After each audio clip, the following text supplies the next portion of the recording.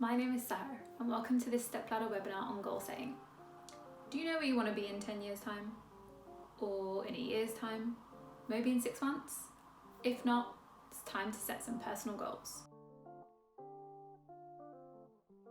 In this video, I'll be taking you through why goal setting is important, how to do it, tips on staying on course with them, and what to do once you've achieved them.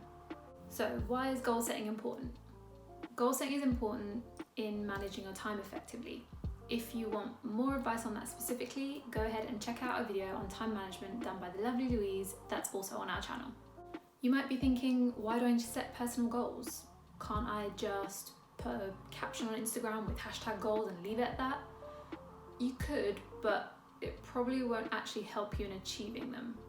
People tend to neglect goal setting because it requires time and effort, but what they tend to forget is that a little bit of time and effort now really saves you a lot more time, effort and frustration in the future. Goal setting is used by top level athletes, successful business people and high achievers in all areas. Setting goals gives you long-term vision and short-term motivation, which is really important. You'll see progress in what previously may have seemed like a long and pointless grind. You'll also raise your self-confidence when you're able to see that you achieve the goals that you set. So, I've given you the big sell. Now, how do you do it? It's important to think about what you want to achieve in your lifetime, or at least by a distant age in the future. It may seem far away, but setting goals now helps shape what your life will be like in the future. To try and give balanced coverage of all aspects of your life, try to set goals in specific categories. Things like financial, education, career, family, your own attitude, and even things like what you want to do in your spare time. Spend some time brainstorming these categories and focus on one or more goals that you want to achieve in those specific categories. Then trim these down again so you have a small, very specific number of goals that you want to focus on. Make sure that the goals that you set are ones that you genuinely want to achieve, not ones that maybe your parents, employers, friends, family, or partners might want. You may want to consider what some of their aspirations for yourself might also be, but make sure that you stay true to yourself. Step 2, setting smaller goals. Once you've set your lifetime goals, then set a 5-year plan of how you want to reach your lifetime plan. Then do a 1-year plan, a 6-month plan, 1 month. You see where I'm going with this. At an early stage, your smaller goals might be things like reading books or researching how to achieve your larger lifetime goals. This will help with the quality and the realism of your goal setting. Finally, review your plans regularly and make sure that they fit in with the way that you want to live your life. This helps you stay on course with them, which leads me nicely on to the next part. Tips on how to stay on course with your goals. State each of your goals as a positive statement. Saying something like, execute this technique well, is so much better than don't make this stupid mistake again. Be kind to yourself. Using the SMART acronym can be really helpful too. So that's making sure that your goals are specific, measurable, attainable, relevant, and time specific. Is that SMART?